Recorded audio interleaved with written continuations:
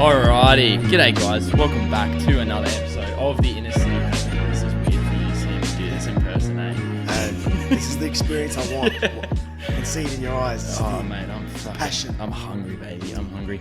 Hey, Guys, yeah, go. No footsies under the table. Nah, right? don't. I'll try not to rub your legs. You're very masculine, shaven calves. Cheers. Guys, I'm sitting down today. My guest today is my good friend and absolute legend of a bloke, Darren Nicholls, aka Dezy Nicholls. How are you, bro? Good, thanks, Hermit, mate. It's glad to be here. Oh, I'm glad you're here, man. The debut on the Hermit. I know. We've sort of speculated about this at school, and there's a couple of people who are very keen to hear this at school. But not talking about school, I sort of got you on because you've had a fucking crazy journey in terms of your rugby league career. Like, I think you've been to France, you've had injuries, you've had a stint at St. George, started training with the Broncos at the start of this. You've been all over the shop, man. Oh, man, I've got that many kit. Like, if I go home to my parents' house, there's training shirts from this club and, like, massive club ho. Yeah, you are a big Oh, club but ho. it wasn't... I was more chasing opportunities, not club sluts, so... Yeah, What's your claim to fame, mate? I'm the oldest NRL debutant. Yeah. So I think I was 28 and a few months. Yeah, it was round 18 of the 2018 season. Yeah. So it was probably my 11th or 12th season in reserve grade. So it was a fair apprenticeship. Just look at like you're at uni, you just keep failing subjects. But you're a mature age student. Finally, a lecturer gave me a go. He thought, he's been hanging around. We'll just get him in there. So, no, it's we joke about it and that sort of stuff. But it's a weird thing. I'm pretty proud about it. It just shows a bit of persistence and commitment. Don't get me wrong. I would have loved to be the youngest debutant. Yeah. It would have been a lot better, but I'll take it. It's a weird one, but yeah. I'm very proud about it. So yeah, definitely, man. What is sort of the, you say you're the oldest at 28 and like 28's still not that old. How old, like compared to the last person that was the oldest debutant, how many years? Were you like 4 or 5 years older? Or? Actually, funny story. I might have been 29. I don't know. It's all a bit of a blur. It's a couple of concussions in between, but the CTE. Yeah. Actually, one of my good mates, Aloni Vunakethe, you might have seen him on. He done a bit of work on the Ninja Warriors. He's the Rugby League Garbo. Yeah. Shredded, like just you look at him, he's half Fijian, like half Aussie, Just like a big boy. Like sometimes just my eyes just water, like he's just that hot. You know what I mean? Yeah, and that's okay to. Yeah. There's a lot of good looking blokes out there, mate. It's not gay. So he got a gig at the Roosters and then I was bouncing around clubs still full time and then. Yeah, I sort of knocked off his title, so it's me and him, two Holy Cross boys. Really? And your mates? Yeah, he played with my brother all through juniors, and then we became mates playing through opens at school, and then we're still good mates this day, and he's a good dude, and so it's me oldest, him second oldest. It's kind of cool how you can knock your mate off that mental way. Yeah, if only now I could knock some of his abs off him and just have that physique. So, the thing about with debuting so old, like not so old, but you know what I mean. When like the youngie, like when Tessie debuted, like he's only like 19, so you wouldn't expect him to sort of lead in that sort of situation. With you being 28, you kind of, even though you're just debuting, you still got a bit of merit behind your name. You know what I mean? So what's that like? Can you sort of when you get on the field as a debutant, but you've still got the age and the experience behind it. How do the other players sort of view you in that sort of situation? Yeah, it was sort of my role as a halfback, and like when I bounced around clubs, I was always a leader and a directional player and an organizer and get the players around the park. And before my injury, I was very vocal. You'd hear me, and from here to Bowen Hills, and but so when I came in, when I debuted, like there was still some very good old heads around me, like James Graham was playing, Cam McInnes, Gareth Widdop. So I was still there to organise and play my role and sort of let the other players do the fancy stuff. I was never sort of a fancy player. So I was able to come in confident and be able to get people around the park because it's what I'd done for ages. You get here, we'll roll to this place to a spot, then we're going to kick. It was... I think for me being like having dreamt about it since I was 6 and then, I was nearly 30, it's like I was super nervous, you know what I mean? Yeah. I found out, it was weird because my birthday in 2018. Stop tapping the table. Oh, sorry, man. That's just waiting for you to do it. That's just me, like, on the field, like, I'm like, get here, you go here, I knew come you'd be under. that sort of one. Yeah. Right. Hands behind the back. So yeah, it was my birthday 2018. It was my first season at the Dragons. Had a decent preseason, and I've come into a tackle. This bloke spun and he's hit me right in the throat. Yeah. Anyway, like straight away, like I'm out of breath. Like I'm thinking, oh shit, this is bad. Like I'm like those ones, and then doctors come out. He's like, can you breathe? I'm like, yeah, just only through my nose. Like my mouth was just like swollen already, and I was like, shit, this is bad. Come off at half time, and I'm like, doc, what's the go? And he's like, the light down the throat. He's like, whoa, pretty swollen, and I can see this, and like I'm still struggling to breathe, and I'm stressed. And he's like, look, Dezy, you're gonna be all right. He goes, you may never really talk again, but you're good to go in the second half. Fuck. Yeah. So I was like, oh shit. That's a weird injury, hey, because it doesn't really impact you physically. Like, as in, it like hurts, but your it's not like an ACL or an elbow or a shoulder. So I could play, but I obviously couldn't compete at the like aerobic capacity because I was only breathing. Yeah. You know what I mean? And so I've gone up in my head, I was rattled, like head noise 1000. Yeah, man. I'm like, all right, well, I can play the second half, but may never really talk again. And that was the strong point of my game. Like I was a talker, I was, organizer. So I come out the second half and we managed to win, and then finished the game. My oldies there, and we've gone to the pub, and I sort of needed the cold drinks because it was really swollen in my throat. And I'm doing it like that, and I sounded like, 1,000 pack of durry a day smoker, heavy drinker, Yeah. And then the next day I've gone like, just, emergency, see the doctors and stuff like that, and give me all like these strong drugs to reduce swelling and stuff like that. Still no good. And then like 2 weeks later, I'm starting to, so it's getting a little bit better, like just playing Chinese whispers the whole time. Wasn't allowed to like do any fitness and stuff like that because I just wasn't getting enough oxygen in. And then came back, would have been maybe 5 or 6 weeks off. And they put me up for a fitness session. I'm doing this MAS stuff and box runs, and I just couldn't cope, and like I was just sort of said to the trainer, like, mate, I'm gonna collapse here. Like I was, and it was like it was more just the breath thing. It wasn't a physical thing. Yeah, my heart was like normally, it wasn't even that hard of a session. So we're like, oh, we better stop. And like went back to check, and the specialist was like, oh no, you can't do this yet. And ended up we went in for day surgery, and they were trying to manipulate the vocal cords because the vocal cords move like this, but one of them was dislocated. So when they go like that and then the air goes through, it makes like a lovely... I wish you would have heard my voice before, mate. So it used to go well with the ladies, but at the time I had a missus, so yeah. It was, a bit weathered now. And then they did that, and I came out of that surge. It felt like someone had done nasty things down my throat. It was like, it was bad. So I was on ice blocks and that for a couple of days, and then finally got the all clear to come back. Played one game of reserve grade, and then the first grade coach, Mary's, come to me and said, we've got a game in 2 weeks when the origin period is going to go and you're going to play. So I've had pretty much the whole season. I've done a preseason, played maybe 1 or 2 games, got injured, was out for 7 or 8 weeks, played one game. Then it was like, you're not going to play next week in reserve grade because the first grade of the bye, you're going to play the following. So I had about 2 weeks off until the next game. So it was like nowhere near your dream, like the preparation. Man, I was going to say, fuck. But there was no way I was knocking back playing, you know what I mean? He told me to play. So I had like so much time to think about it. It was good. My family was able to organise, get down to Melbourne. It was a good trip. My older brother was funny, but he'd been on the drinks, so both of them been on the beers all day, right? So like by the time like they went down to Melbourne early, and I don't know where they started, but the game finished, and then we'll have a few more drinks at the casino, and my older brother's there, and we're drinking, and we ran into Cam McInnes and James Graham. They're at this bar just outside the casino. My brother's there, and Cam McInnes is missing a tooth, and he goes, oh geez, Cam's got this real like strong chin, like, you know. Brother's like, oh, I'd love to put one in your chin, like, you know. I'm thinking, what the hell? Like, just lost me debut. My brother's gonna get knocked out here.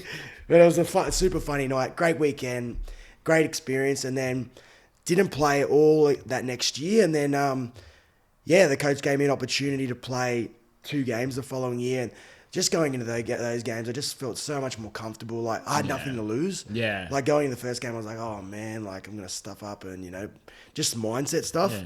Thought I was ready, but I really wasn't. And then the next few games, I probably performed a bit better just because I had nothing to lose and comfortable and stuff like that. But yeah, it was about like before that point, and that was St George was actually my first 2-year contract that I had. I'd bounced around like won't touch the table, but one club, like just like as I said, chasing opportunities. But to finally get the gig at the Dragons was dream come true. Now I'm a Dragons fan. Like, that's how much it means to me. Like, that's sick. And it's like you said, the mentality of I've got nothing to lose. Like there's something so valuable in that mentality, especially as like I know a lot of like UFC fighters, they get to that age where it's like I've got nothing to lose, man. I'm either gonna die in that ring or I'm gonna win. And I think that mentality is actually a strong mentality to sort of get. It's almost like really freeing. Yeah.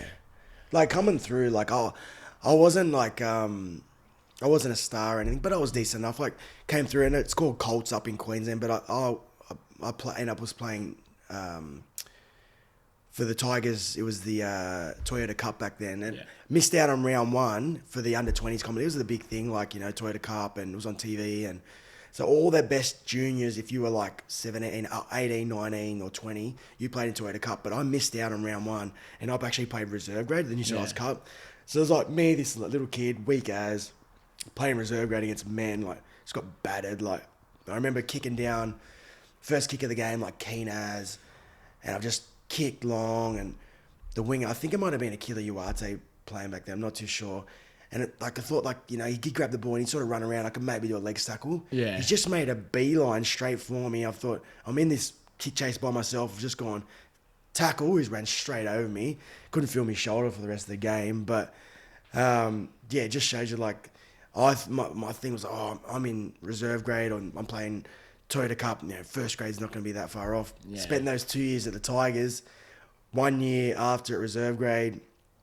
Didn't have an opportunity to go full-time. There was some part-time stuff, maybe to union. Then my manager at the time was like, there's a gig over in France and you're playing the English comp. And I was just like, you know what? Why not? Like, I was this like halfback with like, a couple of rolls of fat, like nutrition. It was crazy.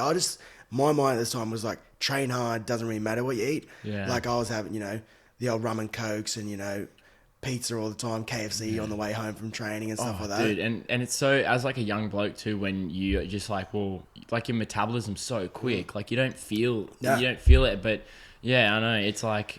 I was like, train hard, doesn't matter what you eat, I'm still doing fitness 3 times a week, and then I got over to France and I played at Toulouse, like time of my life, like... Yeah. So many good dudes I met over there at Toulouse. That was the first year. So this is when my club hopping started to commence. So I went Toulouse for 1 year. We played in the English comp, and that was loads of fun. We get to do 1 week in England, 1 week in France. We just bounced. Sick. So it was just like we're off to clubs in Liverpool, big, Manchester. Like, big crowds over there. Hey, like there was decent crowd.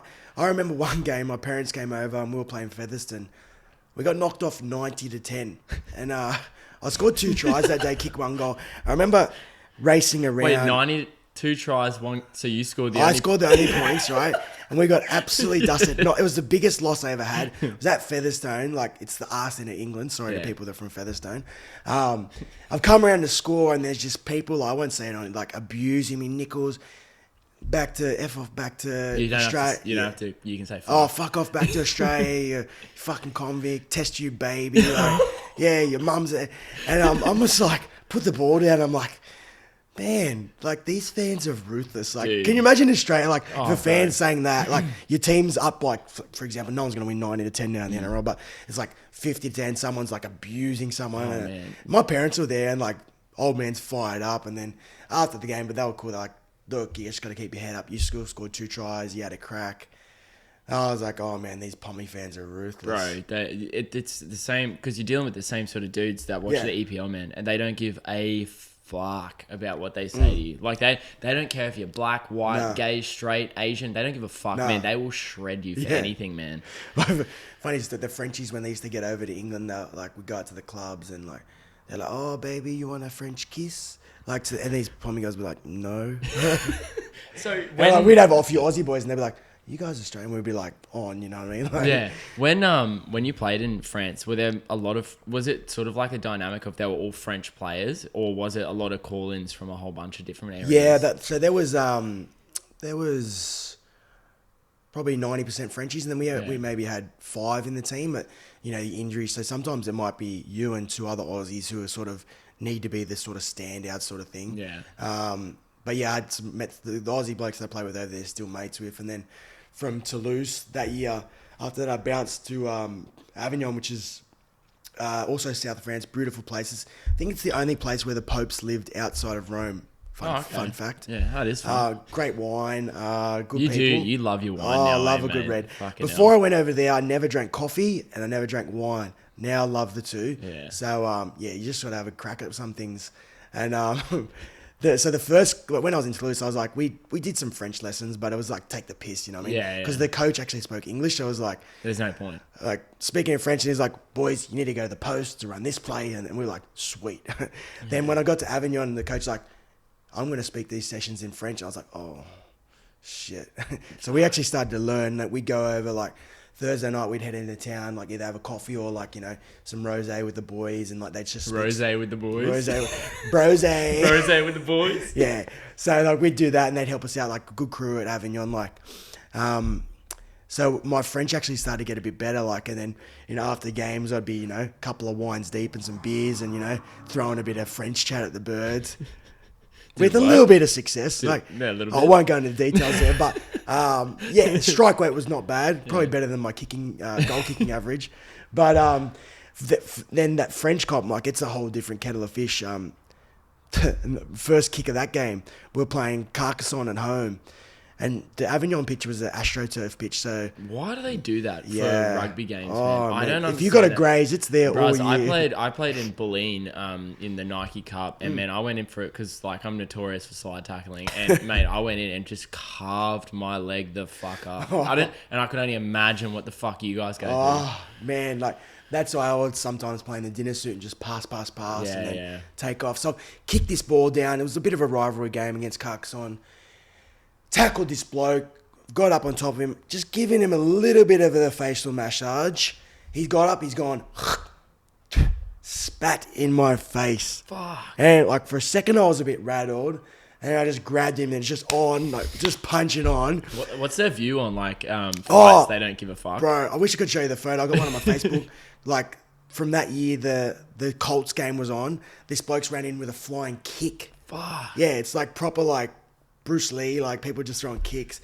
So like first game in, this bloke spat on me, there's a fight, benches on, like ran on from this field. I'm like, all right, this is going to be a bit different this year. It's like prison rules. Yeah. So then from Avignon, that's when the guy, there was a guy in Avignon, Kieran Wally, he was a front rower, but like not a front rower that I'd seen before, like abs, like took nutrition serious. He's like, I'm going to have this much protein now. This is how much carbs I'm going to have today. I'm not going to have that. It's got sugar in it. So I was like, oh, he's taking supplements like fish oils, magnesium. I'm like, well, if a front rower is going to do this, maybe I should. So I just started to pick his brain on like nutrition. And mind you, like, I can't remember the time if I'd done the nutrition course at uni. Yeah. Maybe I just didn't really pay attention, but I really took to like how nutrition can be important for an athlete and what was maybe holding me back. So that came back from France and like my rig had like improved. Like, can we talk about the balcony photo? But that was we'll get to that. That's 2015. So that was peak. That was peak rig then. Peak rig. Yeah. So I've come back and I've gone. So finished the 2012 season and I've come back sort of back end of that year to play at Mounties in the New South Wales Cup. Finished the M. I was still okay, like in New South Wales Cup. I wasn't a standout. 2013, I moved over to North Sydney. Had a really good year. Great team around me. I started to play a bit better footy, captain that side. So that was the first time I captained reserve grade there. And then the next year was 2014. I was like, oh, man, like I didn't get a full-time contract. I think might have been, so I was 24 at the time then. And I was like, oh, what am I going to do? I don't know. So I've gone, all right, I'm going to finish off this teaching degree. I started it in 2007 or something. Really? Yeah. Fuck, I didn't know that. Yeah, Holy bro. Shit. Like, that is the longest my deferred. My first prac was on a blackboard. I was like, For real? Yeah. Oh, there Holy was a shit. couple of black boys in the school. Might G'd up a bit. Not like we got now. Nah. Fucking It's completely hell. different. And then my parents were like, yeah, you should probably finish that degree, get that going. And so I'm like, all right, how can I do this? So I got in contact with another New South Wales club, Wyong, and they were great. They were like, put you in this school, spoke to the uni, and they were like, all right, you can do a whole term prac. So I was training with the club, like they were really helping me out, put me up in a place at this school, had a really great prac teacher. So when it might have been, did all of term 1 at the school, so I was able to develop the relationship with the kids, like great, like yeah, pretty decent school on the Central Coast, like good kids and stuff like that. Was playing really good footy, and like I was saying, like nothing to lose at Wyong. Like I was really trying my hand, playing like, you know, just good footy, like backing myself, backing my kicks, running game, and that team was sort of mine. And another good footy player, Mitch Williams, is really unlucky not to play NRL. He that was our team, and we ran that side, and we started the year really good. And we were a club at the time; they didn't have any NRL supporters, so it was just. We were just reserve graders, and other clubs generally they drip a few players that are top score players back down. Yeah. So I got around to, it would have been just past my birthday, and then the Broncos got in contact, and I was contact and met with them. My best mate was doing my managing at the time, and he lives in America now. He's like, Dezy, man, you're going to meet with the Broncos. Like, Was that when Wayne Bennett was coach? no, this was Anthony Griffin was coach at the time. So this was midway 2014, and I met with this guy in Sydney, Top Road Shopping Centre, cafe.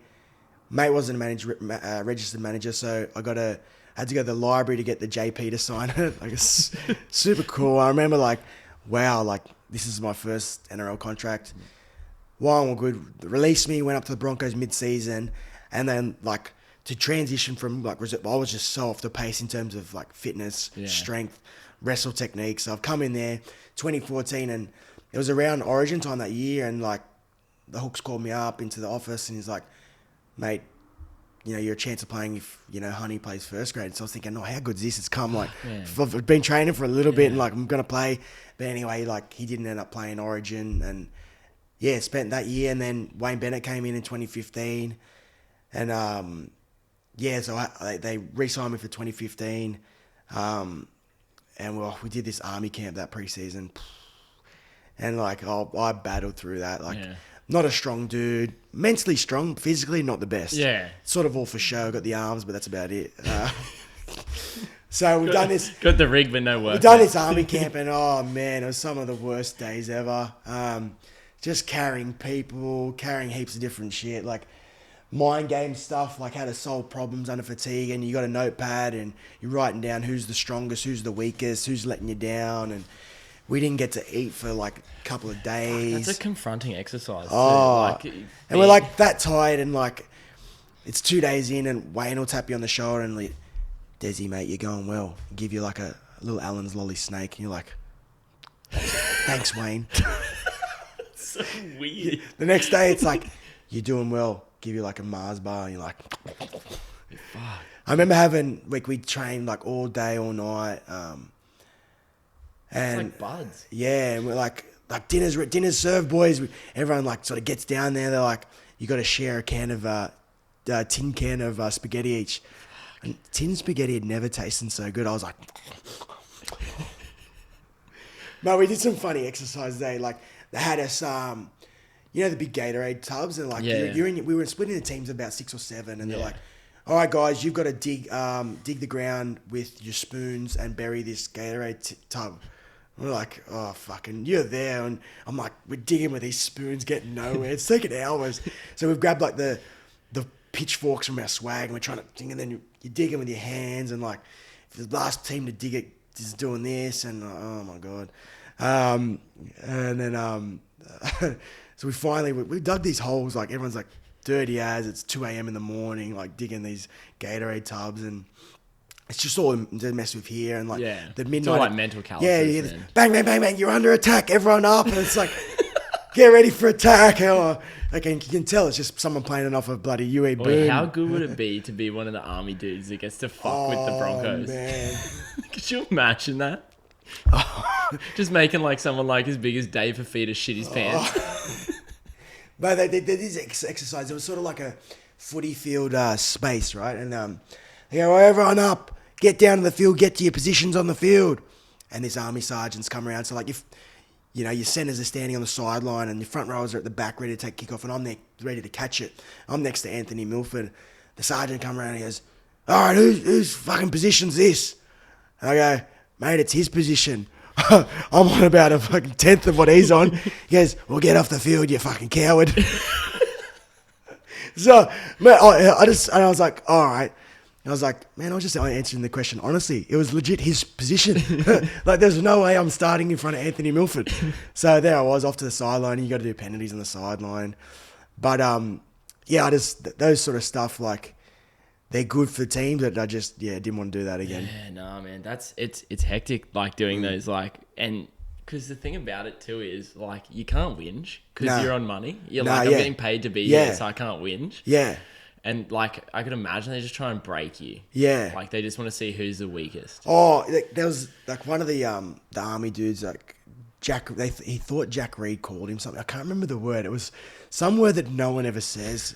And he's like, did you call me dweeb or I can't remember what it was, and Reedy's like, no, I would never say that. Like, he's like, you guys have got extras till you own up that you called me this. That's disrespect. So we're doing push-ups and burpees and all this kind of exercises, and like everyone's fucked, and everyone knows. And so Reedy had to go to Wayne and go, Wayne, like, have you ever heard me say this word? Like, I think there's something wrong with this guy. Feels like you're back in school. Yeah, he's like, is he just testing us? Like, to see, is this, or does he think? And then later, like, the one of the other ones is like, oh, nah, he's just going through some stuff. He must have been just hearing things. Fucking hell. That's so good, having a deranged army sergeant fucking training. I was like, oh, man, get me out of here. Finish that army camp. Yeah. And, like, we get onto the bus and everyone's, like, so happy that we're done.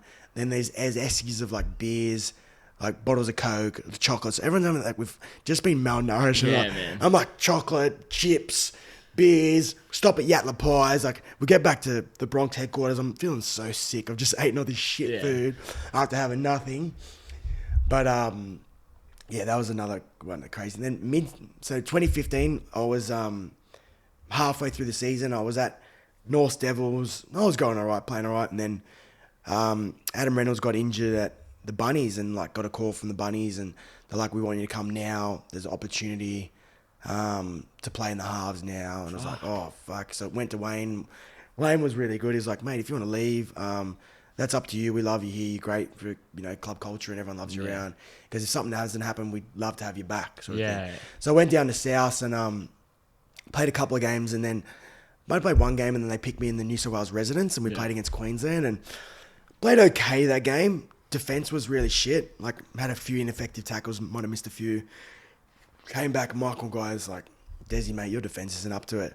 So, like, Wednesdays was a day off, and I got put into this wrestle group on Wednesdays, and we're like at the jiu-jitsu gym, and like, I hate wrestling as it is. I'm getting ragdoll, like having to tackle all these big units. They're at like the Bunnies, like that's their extra day. Like normally it'd just be extras, you come in and do kicking, and but I'm there in this jiu-jitsu gym rolling around, like sweaty, ragdoll headlocks, and so I did that, and just probably at that time I might not have been up to it. Like my defense wasn't up to it, so that's fair enough. And then, but finished the year really good in reserve grade. Actually, at the time, Cody Walker came back. We were going through some stuff, and then we and him finished the year in reserve grade, and we just complemented each other well. Like I would just set it up, and he would just do his magic. You know what I mean? The bloke can play, so that was really good. He made me look really good. So finished that year, and I'd signed for the 2015 and 16 at South. When I come to him, I said, "Oh, guys, you mind release me?" They would be happy about it. Like I'd fallen below Cody in the depth chart. So Wayne and Pete Nolan were happy to have me up at Brisbane. So I was cheering. So I'd moved back up to Brizzy again.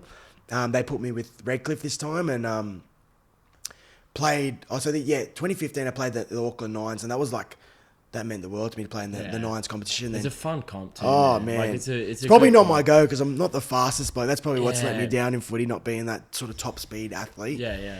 And then come back up, played Auckland Nines again. Super fit at the time. That was actually after the balcony photo. Yeah, that was. Said balcony photo. The said balcony photo. I'd spent 300 days off the piss, and I was just eating really well. Like I was just chiseled, man. Chicken breast. Chiseled. Like I'm only having sweet potato for carbs. I'm having broccoli for breakfast. Like just chiseled up. bright lighting on the balcony, had the shades on, just tense up. Nearly did a couple of hernias. Yeah, almost blew up a foofer valve. That picture was very successful. I could imagine, mate. Yeah, the strike rate was good. And then I tried to recreate it. I just didn't have the same sort of look, man. It just sort of looked a little. I didn't have a chest, and I think your problem might be these, man. I don't know if you can do 300 days off them. Yeah, look, I don't think I could, man. I'm very honest about it. I think that literally everyone asks me like, oh, why are you vegan? Is it because of animals? I was like, yeah, but also it means I can drink more beers and not put any weight on, which is fucking sick. Yeah. It's crazy, but actually why I started that time with the piss. I wear this blue bracelet, and that's my best mate got murdered in 2014 Holy in August. Shit, man. So is that the guy? Oh, I remember you telling me this story. So I'd said to him like if I'd ever got full time, like I'd really have a crack, and like so I was like, all right, I'm gonna make a commitment here. Yeah. And when I make a commitment and stuff like that, so I was like, I'm gonna do 300 days off the piss.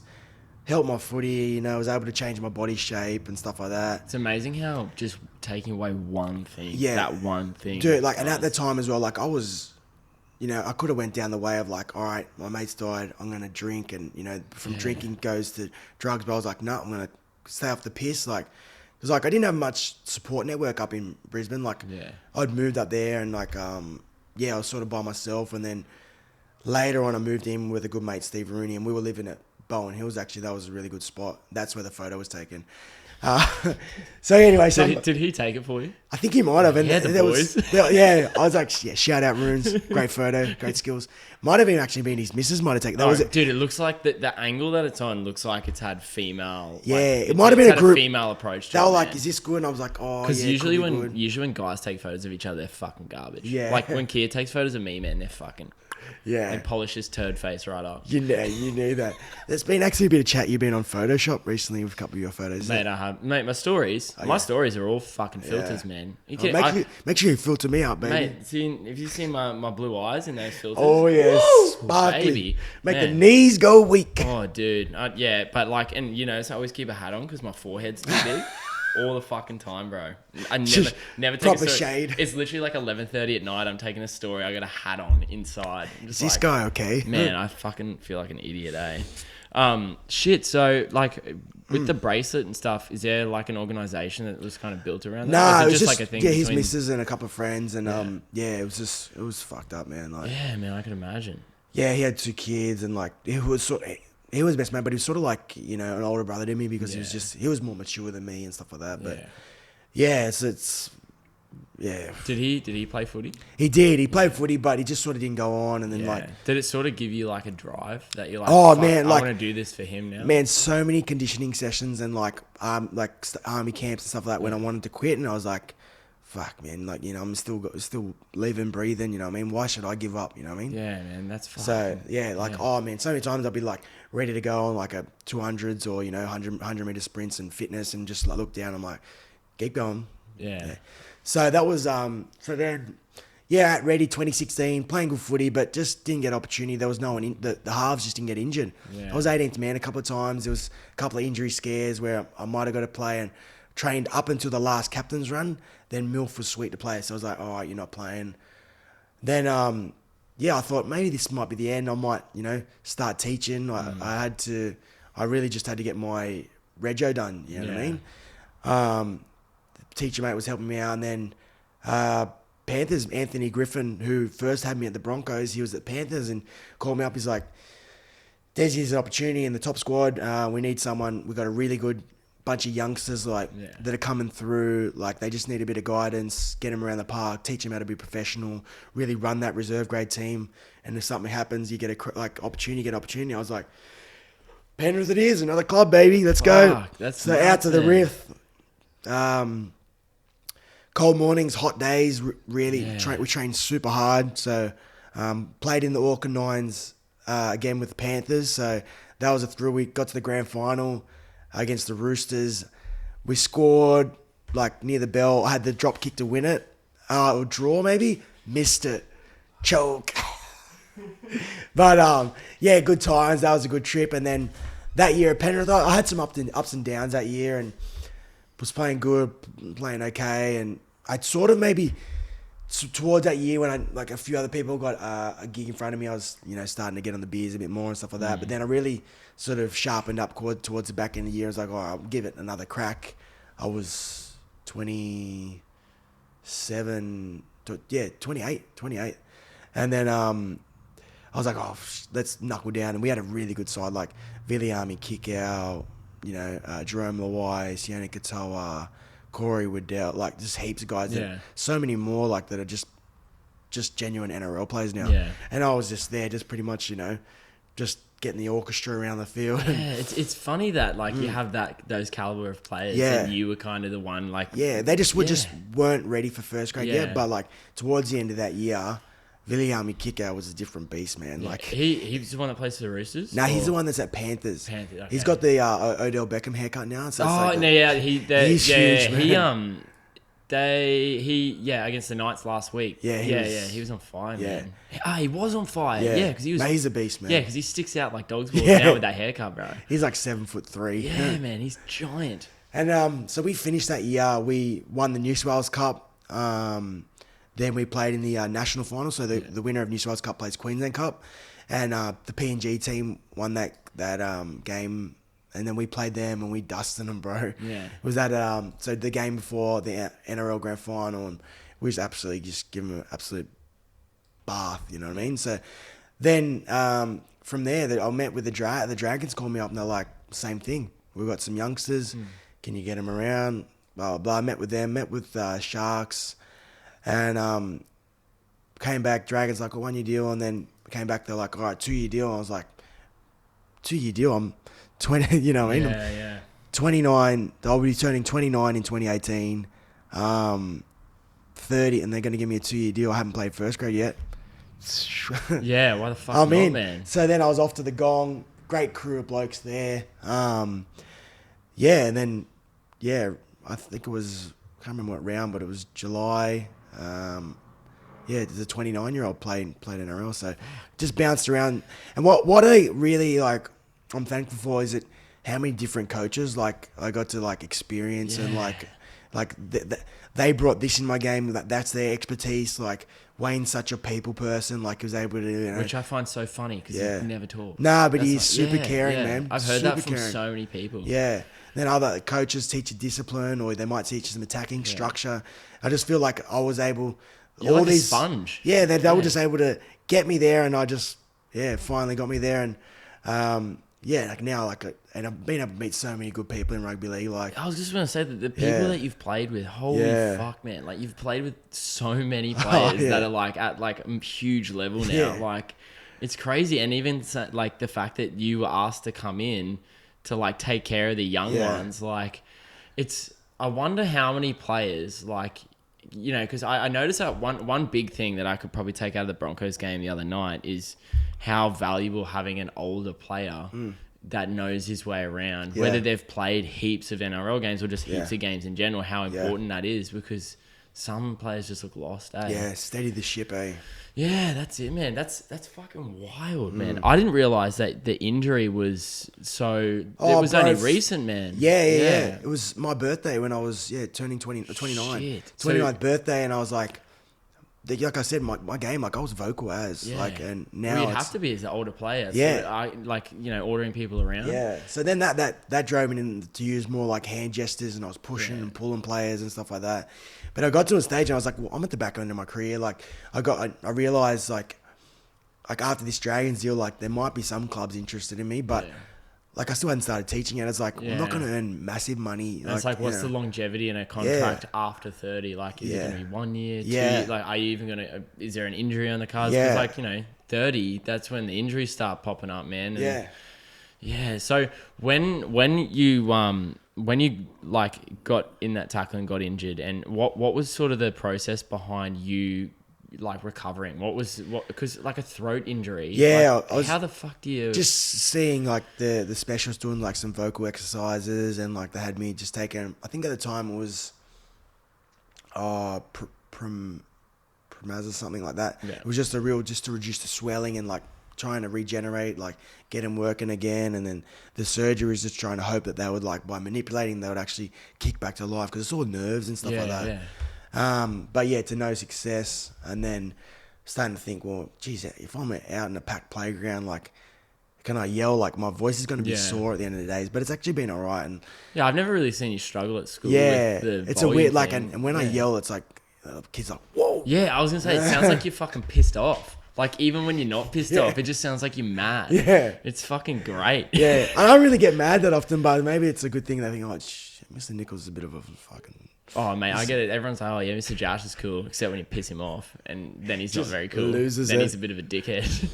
And I guess I got pretty lucky, like, so, like, when I was like, all right, next contract in footy, I'm going to structure around what can get me a job. I'll play. I still love footy. Like, the reason why I kept playing, man, I'm a footy head. Like, you could talk to me footy, like, someone bumping me. Oh, hey, mate, you see yes, I did see the game. And what do you think about the offside onside rule? And how about the 6 again? So, like, I just love footy, and I'll talk about it all day. And well, I've learned so much from talking. I've always loved footy, but I've never had, like, that's why I fucking love hanging out with you and Stainsy and Askew, because I love learning about it, man. Sometimes I'll say, like, some shit, and then, like, they'll be like, what the fuck? But, like, I like learning about the ins and outs of sport. Like, that's what fascinates me so much about MMA. Like, my mates, or like my mate Curtis is always like, dude, you love it. Why? Because he does kickboxing. And I was do love it all the time. Fucking sometimes you'd be man. like, this guy is the BJJ champion 4 years running. I was like, no. Yeah, legit. Like, I just know, and like half of it's from, like, obviously the podcast that I listen to and that sort of stuff. But I just love the ins and outs. Like, that's why, like, to be completely honest, everyone's sort of having a go. What's your thoughts on, like, the CBD oil that he's starting to use recovery? Like, do you think they'll become mainstream for league and soccer and, like... I think it might. I mean, I think the CBD's got obviously a stereotype attached to it with, like, weed and obviously, like, THC. Because, like, you got to understand, like, soccer game, A-League game, that's at 8 o'clock. Like, NRL game, that's at 7:50. Like... You're taking that much caffeine. You're not I'm out after the game and you're like, I'm not sleeping tonight. Mate, I don't. And it's in your head as well. Like, you're running down. Oh man, I threw that longboard, hit the deck, and I missed that inside shoulder tackle. Oh, and you overthink. You overthink, and it's like you need something. And that's why I don't think it's good that, like, if you're taking, like, still knocks or, like, I think, like, things like Finnegan and stuff like that. Like, fuck that, man. Like, that is so, like. Can you OD on CBD? No. Yeah. Can you OD on Finnegan? Fuck yeah, you can, man. So many people do. Because, like, you speak to Staines that, like, and sleep and recovery is that important to an athlete. So important, man. Like, 100%, man. And, we were talking, I think it was when I was chatting to Ice, actually, he was saying, like, when they go to sleep, like, after a game, like, and when they're being interviewed straight after a game, you're getting them at the height, like, their senses are so high. Like, of course they fuck up and say something dumb, man, or they swear, and then they go home and some of them, like I'm talking from the league that I play in for soccer. Like, now I'm kind of on the back end and I play in, like, Division 2, and man, I finish my games, which mean fucking nothing realistically, but I'm jacked to, like, 2 a.m. I could only imagine if you're playing, like, NRL or A-League or AFL or where you'd be at. Like, you wouldn't sleep till, like, 5. So having those things like CBD and stuff like that, like, I'm not too familiar with the research behind it, but I've heard of so many people that use it for sleep because it's got those calming sort of attributes associated with it. 100%. But I think with those sort of things, there's always going to be people that associate it with, like, marijuana. It's got that negative stigma. Yeah, because, and I think people need to sort of educate themselves on the fact that CBD doesn't get you high. Yeah. Nothing in CBD gets you high. Like, it relaxes you, probably deals with anxiety, but, I don't know, like, are they allowed to use in NRL? Does that show up in a drug test? I'm not too sure whether or not, so... It's definitely something, because obviously clubs will be looking at it because they know how much, like... Oh, for sure, man. And even if you rock up to training and if you had a bad sleep and you've got... Your numbers are going to be down. Like, even 100%, in the gym, like, man. And it's not even about, like, oh, what did you do last night? Were you out? It's like, nah, I just couldn't sleep. Like, dude, I have the worst trouble sleeping. Yeah. I because I don't know, I just overthink all the times about everything. Like, I would just think about, like, what happened during the day? Remember that thing that happened last year? Like, fuck, what did I do? So... I guess for me, like, I know a lot of UFC fighters use it, and MMA athletes use it, and from what I can hear, like, people who are prone to having seizures take it. It eliminates it. So, I mean, I hate prescription meds. Man. Any pain, because people get addicted to it. Oh man, and, like, I did fracture my scapula at the start of last year, and Yeah. like you know what I mean? It's crazy. Like I needed them because but it's like when you don't need them anymore, you still want them. It's Mate. I have people I know people at like the local pub that'll sell like painkillers because they'll just be like, well, People want these them. guys will do it, and they'll buy this packet for like $50, and like, of course they're gonna want to make a quick buck. And yeah, man, like. That's why I think I asked you. I think I asked you last night when we were watching the Rabbits game when I was saying if like I think pain injections. And stuff whether that still happens. And I think we were talking to Stainsy too about his old man because his old man played in like the fucking rough days, and how they would just pretty much shoot you up and then let you go. Yeah. What so. Like how does that work? Like what is it? Because it might Like, be a stupid question, but you don't really see it on the screen, you know.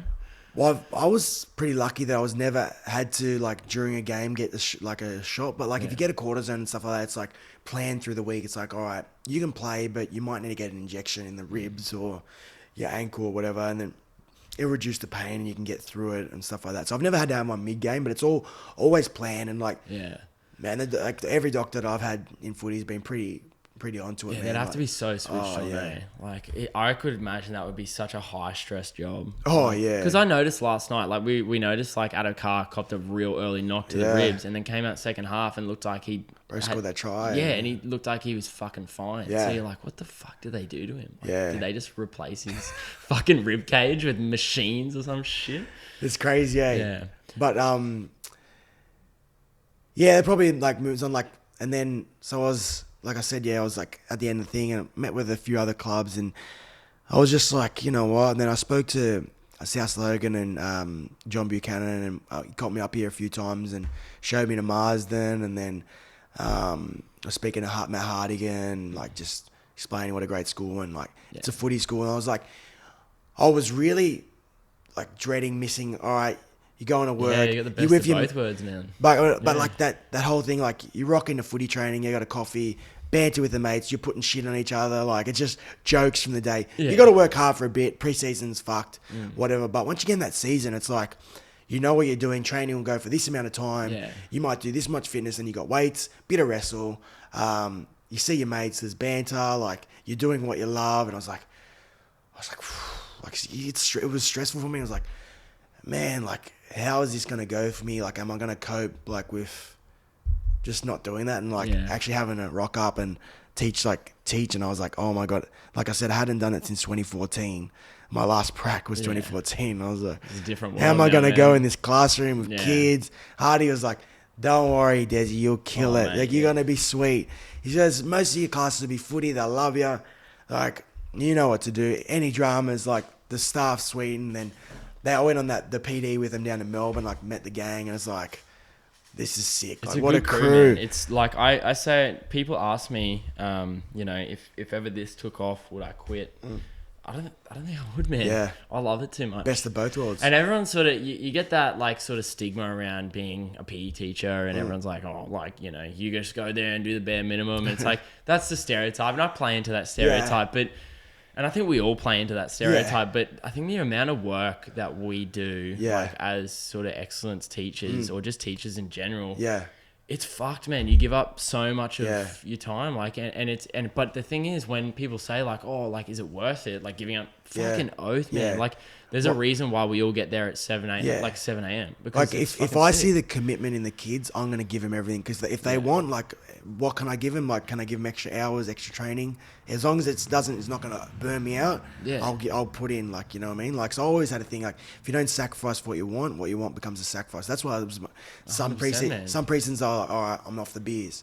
So like later on, like, all right, I'm off the beers and I'll just have a glass of red, you know what I mean? So take things out so that you can earn it and stuff like that. Yeah, but I like the kids mentality of earning it, kids man. at our school, like, man, they are like, they love their footy, they love their soccer, battlers, man. man. They're full in, but they're all in. Oh, yeah. I'm getting emails like, what do I need to do better? Like, you know, sir, did you see this? What can you give me some exercises? Like, even during like the COVID period, I'm getting emails like, send me these drills and this, and I'm like, yep, no worries. And I'm thinking like it's just like, that's how much that means to them. And so it's like, so it's like, all right, we're going to work. Like, you know what I mean? Yeah, it's like, I haven't woken up this year and been like, fuck, gotta go to my job. I'm like, I've never had that. I'm hey? like, Never, let's go. I've had it maybe once, and it Yeah. was when I didn't have classes when I first started, and I was on a full super load, and I just, Oh, that's weird. It sucked, man. I was doing internal relief for a while. At Marsden or? Yeah, at Marsden. Like I loved it. It was fine, but Yeah. the uncertainty of waking up every day, like Yeah. I don't know what's planned. Like you know when you come into class, you're like, sweet, I'm doing 1, 2, 3, 4 Yeah. lessons. We're doing this, and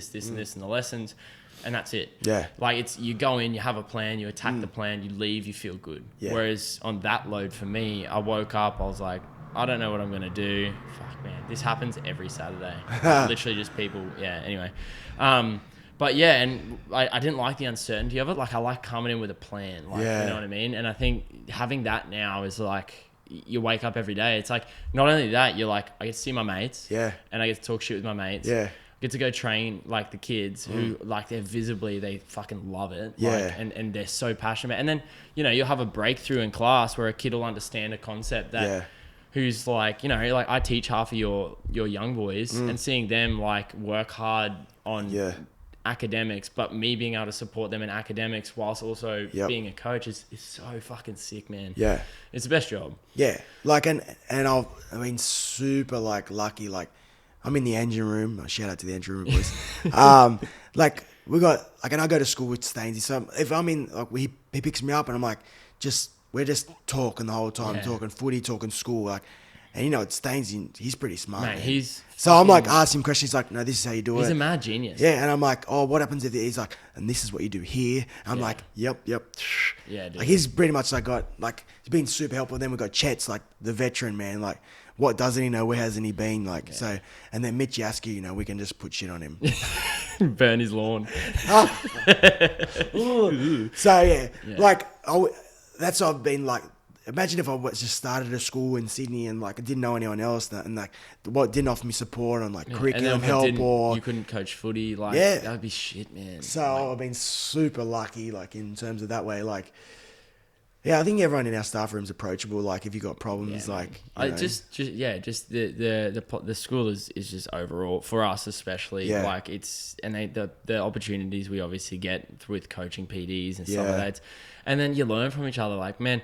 Obviously, Stainsy and I are completely different codes, but the amount of like strength and conditioning knowledge I've learnt from him is fucked. Like it's beyond. Like, oh man, I think Stainsy's going places. If he doesn't keep teaching, man. he's going strength and conditioning. Well, that's why I want him to like boost, like do heaps of content, make the content out of it. Yeah, for sure. Like he's so knowledgeable in it, and like, you know, I always joke like similar how I joke with you about like coming on the pod, but I want him to come on too, and like not talk about general shit, like actually talk about strength and conditioning because I think it's real valuable for.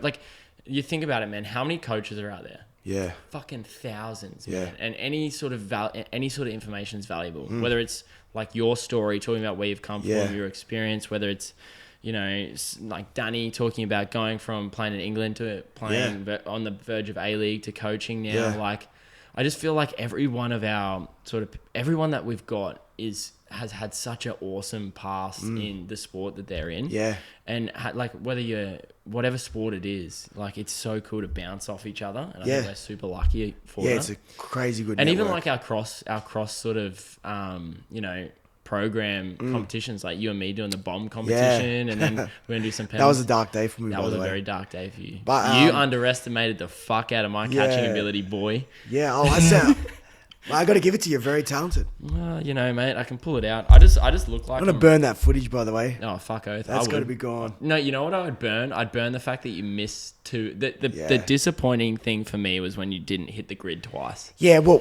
we spoke about the balls that I was using weren't okay. the PSI in them. Oh, yeah. So, so I've been really loving it at Marsden and even with like teaching stuff like Ash, how good's Ash? Like, you know what I mean? With his stuff and like, even the other day, like the year 9 stuff, I was like Blake, come here, give me a bit of a hand here. Yeah. Like, tell me what to do. He's like, oh, yep, da-da-da-da.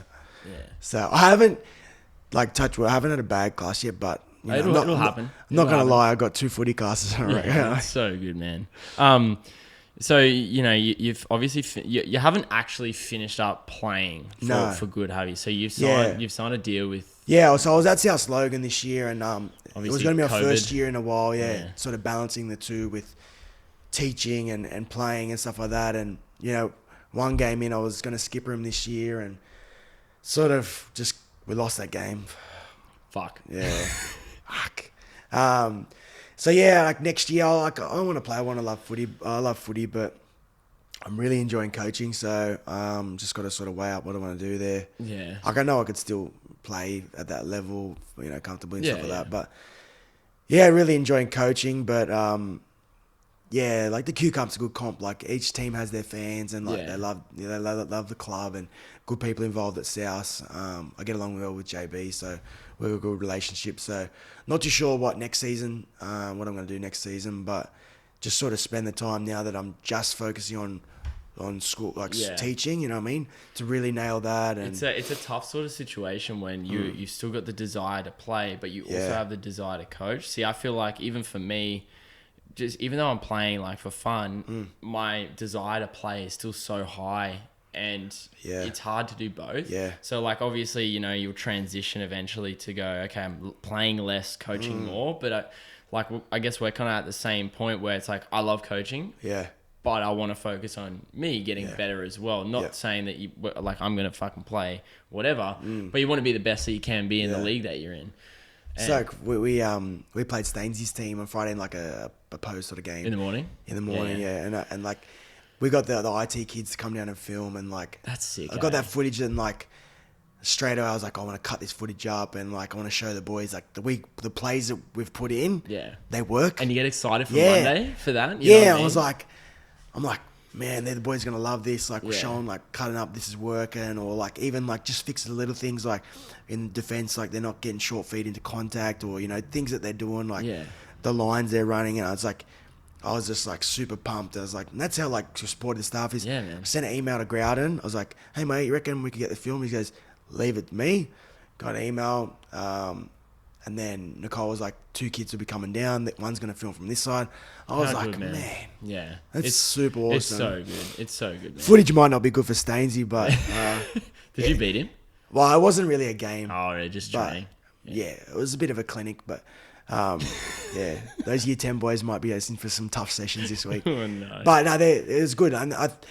So those kids are sort of the same age. So it's good if we can start just training them more against each other, and like that's how you learn in that game stuff. It's good for do all these skills, but then if you can't recreate those skills in high pressure situations, what good are they? You know what I mean? Exactly, and that's the same for every sport, man. There's so many players that look great on the training pitch. They get on the field and they get cold feet, man. Like in every sport. Even like students that look bad, like when we went to Melbourne, like they're showing me the videos of Poey and the Francis. They're like, "Oh, Dezy, man, this is your shoe next year." It is. And he's on camera swearing. He's like, "I didn't fit, you dickhead." I'm like, fucking grunk. Yeah, I'm like, how am I gonna deal with this kid?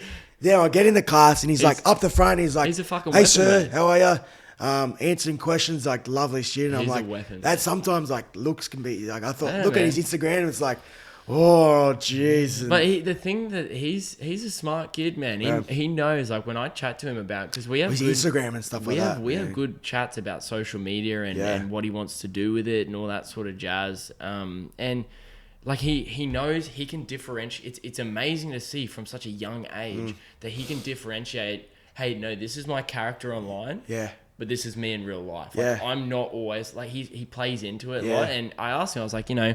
Oh, why do you do this? He goes, oh, like, this will get me good likes, or this will get me, like, good this. And I'm like, for a 12-year-old kid to identify that, that's so fucking good, man. Like, as someone who is, you know, around the world of, like, social media promotion and creating a following, the kid's doing good things, man. Oh, bro. Like, he's I had to tell him that he's up on that Cold Rock sponsorship, but... Oh, bro. Can't have him having too much of that. Need him leading my forwards, you know? Yeah. But, no, man, it's so good that's the best thing. Like, I think as, I don't really like talking about work all that much on the podcast, but at the same time, too, there's a reason why we enjoy talking about it because we love it. It's like you could never take this job. The job means so much. Like it honestly does, and it's such a visual thing to see them learning or understanding a new skill, and it's cool that you sort of felt that immediately. Yeah. Like that's something that sometimes takes a while to see, but like you've got in and you've seen it like straight away, like the benefits to it, which is so sick. Have you thought about making clothes for the potty and stuff like that? Like, what's the next step? I saw your mate did you a sort of funky jumper. Kind of did the plastic glove one. Like that was really cool. What's the next steps for you? Like in terms of like what do you want to do? Like, do you want to build more into your coaching? Yeah. I know, like, I reckon you'll be super good for those youngsters at school. Yeah, man. Well, I definitely want to coach, obviously, more. Yeah. For sure. Like, and I always do put my hand up when I can, like, to help out. And obviously, I do all the strength and conditioning stuff, which is sick. But I definitely want to like coach more. But it's like I'm definitely one of those people that I've got my finger in so many pies because I love being busy and I love doing new shit. Like, you know, and even down to like... that reminded me of something we were saying last night, but I won't say it on here. Don't do that. But yeah, that's one of those things. Yeah, definitely. Word gets around and, you know, everyone's... Now and that's a new challenge for me as well. But in terms of this, man, like this is fun for me. Like people ask me like, when do you want to make money? And I know it sounds real cliche and like, oh wow, humble, but I don't care. Like this is so sick. Like I look at this, man, like, you know, for the last hour we've been chatting. I've learned so much about you that I didn't know. And we've been mates for like, you know, half a year. Yeah. Like these things are like priceless, and I'm like learning things, and even down to like, it's my platform. I can put Pokemon cards and interview people and fucking talk to myself. And so where it goes, I don't really know, but I just, at this moment, I'm getting paid in positive feedback. Yeah. So like people have said to me like, yeah, I was having a shit day, and then I listened to you chat and you had a shit day too. And it made me feel like I'm not alone. And bro, that's priceless to me. You can't put, but can you get your hands on any black market Pokemon cards? Fuck, probably. Maybe. They're probably fake though. Yeah. Because that's what I wanted to get. Is there? I've asked you this before. Is there any? I don't think so. Fuck, I would. They should make the oldest debutant card. I'm gonna fucking look for it. Yeah. Surely, if Ice or Normie or someone gets it, they'll send it to you. Yeah, just Photoshop me on that balcony and we can make a card. 300 days off the piss. Chiseled abs. What's up, baby? Yeah, but man, it's it's. I just think this is fun. It's the best fun, and it's. Like I got the thing with the Caxton going on, which is sick. And that's super cool coming, eh? But it's just patience, man. Yeah. I look at it like look at Bro. You, man. It could be this might not get big until I'm 30, but if it does, that's great. Yeah. You know what I mean? But if it doesn't, life's still good, man. I still get to do this shit. When some things when they take longer, they feel better, man. I remember getting told and then sitting in my car. And it's weird. I was listening to Dreams by Gabrielle, and it's actually a love song, but it's Dreams can... Doesn't sound good in my voice. Dreams can come true. And I was just crying. I was like... Really? Yeah, I was like, dreams can come true. Like, phone my mom, my dad, like... And like listening to this song, which is like, has nothing to do with like, actually, I don't think... And I was but it's just the timing and of just it, those emotions, and like, I was just... Like, I put in so many hours. Yeah, man. And like... To finally get recognised, I guess, too. It's just... And I just, that's like sometimes things like that, like if you put in your heart and your soul and like you get rewarded, just feels and so I think good. That's an important thing to, because, you know, any player of a professional sport, whether it's rugby league, union, football, whatever, like AFL, when people debut and like it means so much to them. And that's why I really think like on debut, like you can't really be critical of someone's performance. Yeah. Like it's, because it's still just like a fairy tale in a way. Like you see people have unreal debuts. You see people who have kind of average debuts. But I think to critique anyone on debuts, it's probably the worst time to hit someone. You know what I mean? Like because for those moments where you know you go from being nervous to sitting in your car fucking crying and calling your friends and family and the hard thing, you know, for I guess professional athletes that a lot of people don't see is you're in a shit spot because you're praying for injuries, but you don't want your mates to get injured. You know what I mean? Like that sucks. My missus knows, like, she would see me come home grumpy, like, and I've just, like, for example, kicked the ball out in the full at training. Or dropped the ball and, like, she's like, what's wrong? I'm like, oh, fucking train shit. Or, like, oh, you play a game and, like, it's just reserve grade, but you know that you haven't performed this level. The coach, it's, like, bad. Like, it's just a role. Like, that's why, like, this year was, like, well... Same again, that nothing to lose. Like as before when I was full time, it's like you got everything to lose. You know what I mean? Throw a bad pass of training, miss a tackle. It's like, bump down the order. And like you said, like, you become so close to all your mates, and like, you don't want them to get injured. It's just like, well, then how can I get my chance? So it's like, for me, because no one got injured, it was around Origin time. So it was like... Yeah, you're just waiting for that. Yeah, I was like, oh, come on, Origin. I guess in a way, that's probably the best thing for you, because you can always celebrate the fact that you get to go and your mate gets a gig. So it's almost like a double whip. Whereas if you're... You know, it's in a way like you're excited when you debut, but you're pumped, and then to the right of you, your mate's bawling his eyes out because he's just done an ACL. Like, that's right. Yeah, it's fucking bittersweet. I guess now, like, it's like next goals for me. It's like I've got to do. Like, it's like teaching goals. What's after coaching, like recruitment stuff. Like that's the space I want to move into. Like high coaching. Yeah. I want to coach in the NRL one day, but. Yeah. Whether I'm good enough on yet, I don't know. But I'm going to try and get... Process, like, I'm going to try and learn. Like, we've got other great coaches at school, like Hardigan, like, you know how good he is, what he does, you know what I mean? So if I can learn as much as I can off them, take what I've learned from all the coaches that I've had, like, I'd love to coach NRL one day. Or, like, we were talking yesterday about recruitment, like scouting, like... Yeah.